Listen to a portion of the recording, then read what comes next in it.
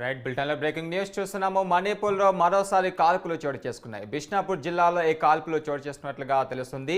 కుంబి తౌబల్ జిల్లాలో Wang community మధ్య కాల్పులు జరిగాయి. కాల్పులు జరిగిన ప్రాంతానికి పోలీసులు భారీగా మోహరించారు. అల్లం కోయడానికి వెళ్లిన 4 వ్యక్తులు కూడా అదృశ్యమైనట్లుగా తెలుస్తుంది. అయితే సంఘటన స్థలంలో ఉన్న సుమారు 100 మందిని వేర్వేరు ప్రాంతాలకు పోలీసులు తరలించారు.